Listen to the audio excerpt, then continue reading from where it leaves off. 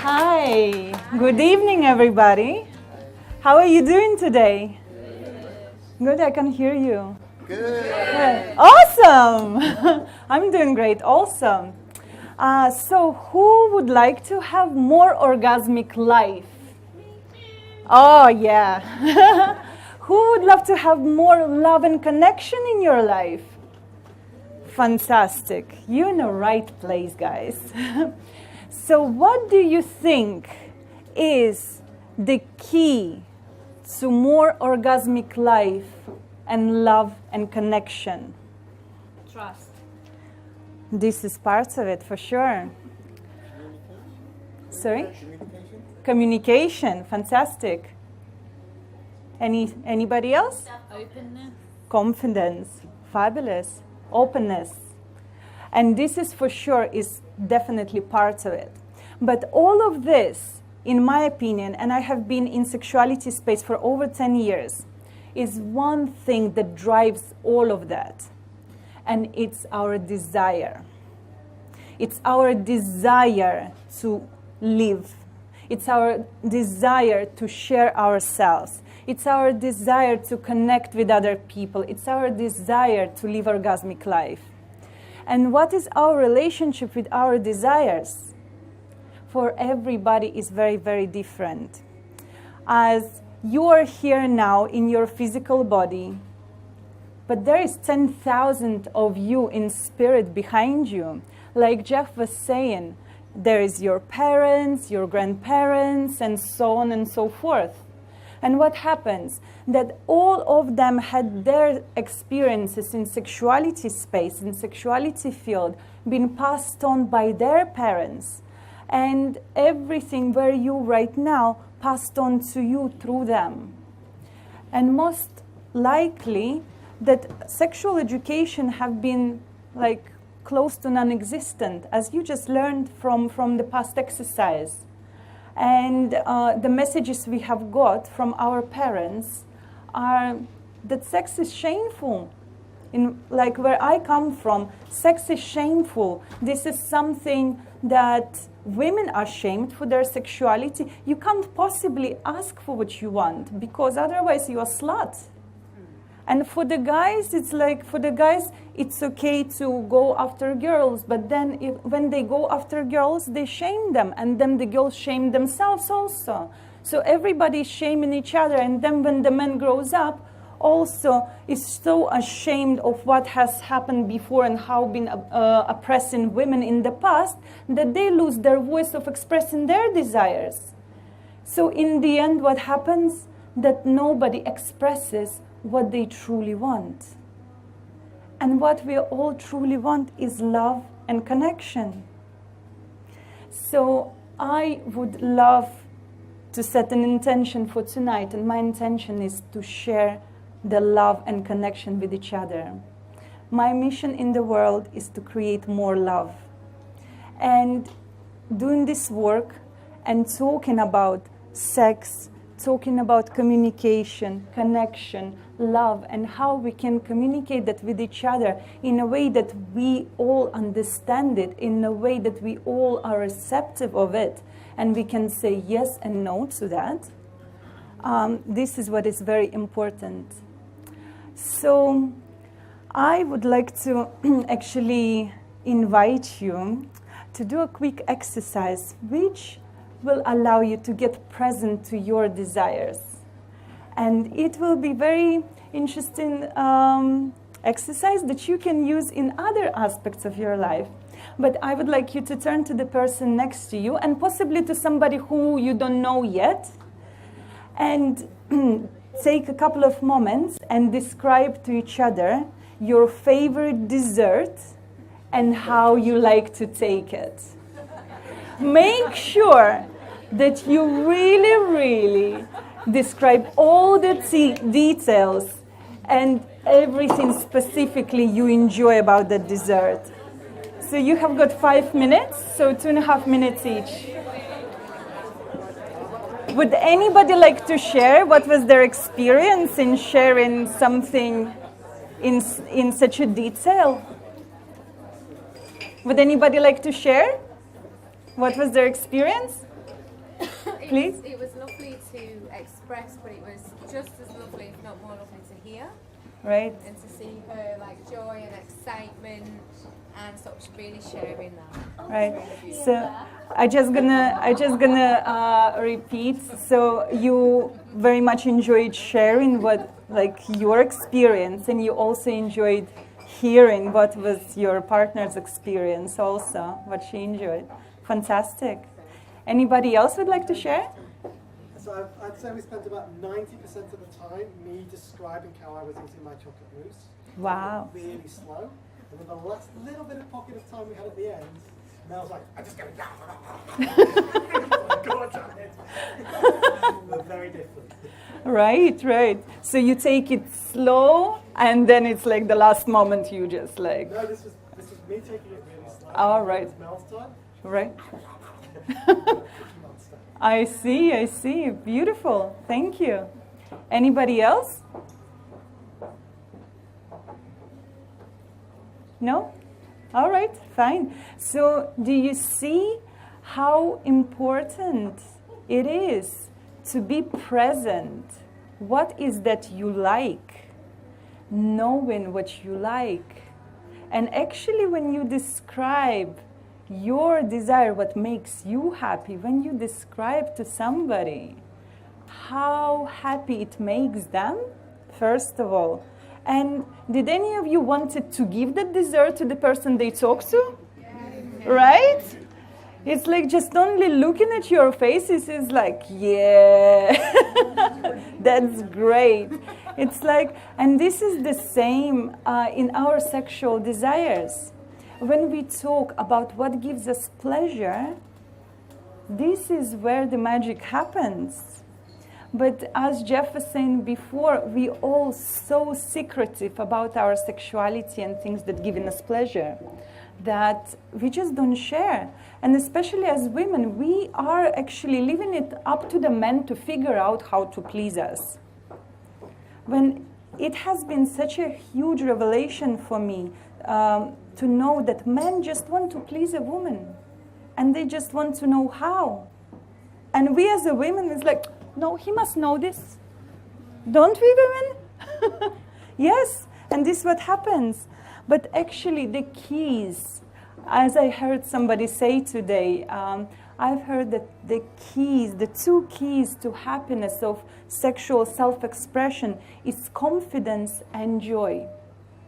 And confidence in authenticity of your true desire of your sexuality.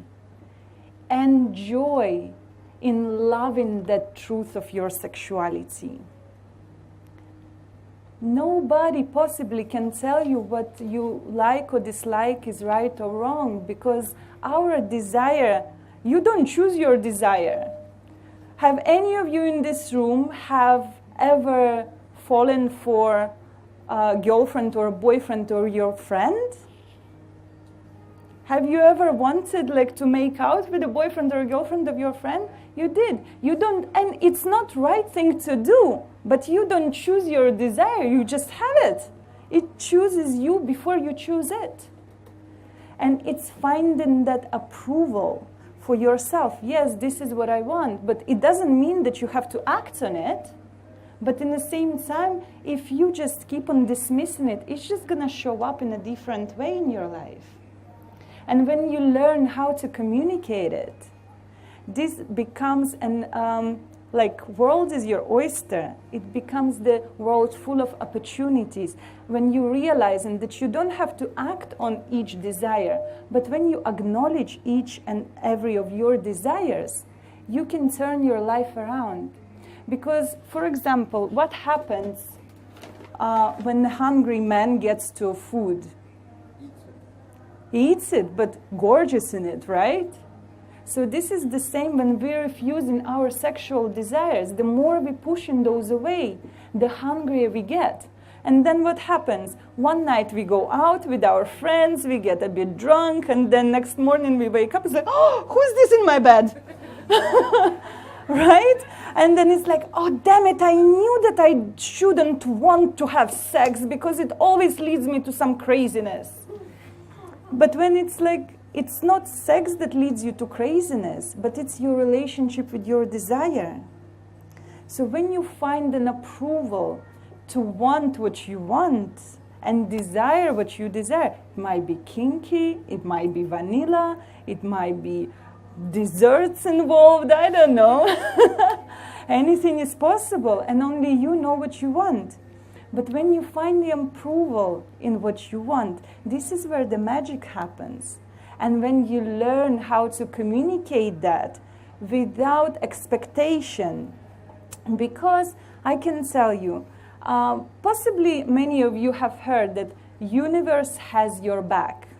So when you ask for something and the answer is yes, it's fantastic. And when you ask for something and the answer is no, it's fantastic also, because it's a yes from universe, but in the other way. Because not everything what we asking for is necessarily is right for us, or we must have that. So when we get what we want, it's incredible. But when we don't get what we want, it's incredible also, because it opens up another opportunity for us to experience something else. And it's not always we see that at the time. But when you actually opening yourself up to a bigger picture, this is something that you're really going to discover. So for the second exercise, I would absolutely love you to express to each other the way you love to be kissed. And I would like for you to choose somebody that you haven't worked before, that you haven't known yet. So it will be your opportunity to say hi, introduce yourself, and connect. Because we are all here to share love and connection, right? So I would love you to describe in the whole detail the way how you would love to be kissed.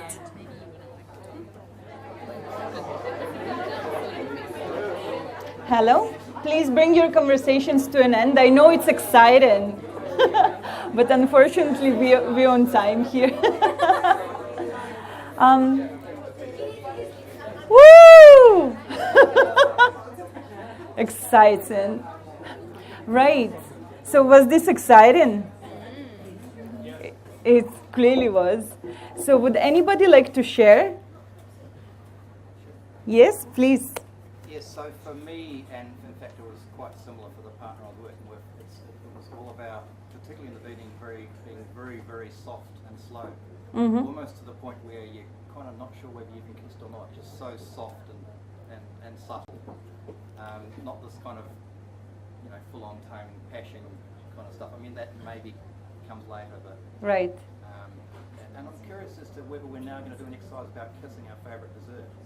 Right, so soft and subtle and not full on. And it was the same with your partner you worked with.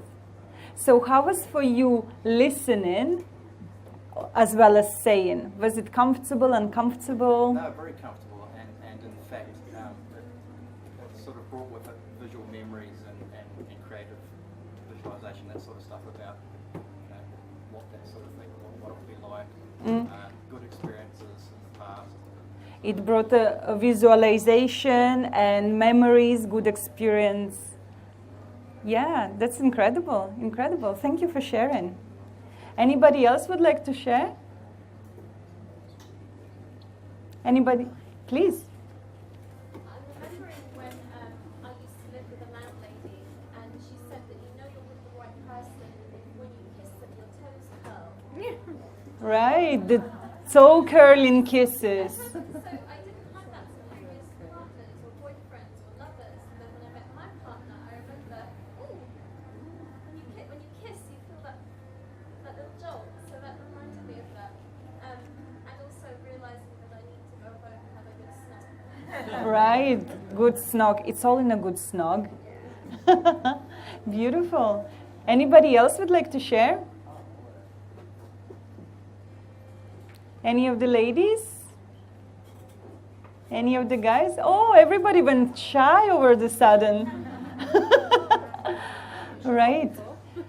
So, what I wanted to show you with this exercise is that very often, very things that we take for granted as a kiss, because when we meet somebody like of romantic nature that we want to possibly have some sexual experience with, most likely we're gonna kiss. And how much do we expect that person just to know what do we like, even in something simple as kissing? Like you just said you like a soft kiss, like almost hardly ever been touched. But when you just meet somebody, how that person can possibly know that this is what you like? And they might feel like, oh my gosh, he looks passionate, I'm just gonna go for it. And what it just creates this absolute friction between you two, that actually non-communication makes it awkward, that you don't know what to expect from the other person, and he or she doesn't know what to expect from you. So communicates in those little things, even in a subtle way like we just done, this creates such a different experience for all of us. And in fact, now that you have discussed with each other how you would like to be kissed, I would like to encourage you to send a message to somebody special whom you would like to receive this kiss by. And I can tell you what, last time I've done that, I have a boyfriend now. So it works. It works. So on this note, I would like to thank you for your presence, for your participation, and for your openness. I hope that you took something away from this conversation, and I wish you best of luck in everything that you do. I wish you fulfilling your desires every time, and when it doesn't work out, you know that universe says yes to you in a different way. So look after yourself, stay sexy, and stay safe. Blessings.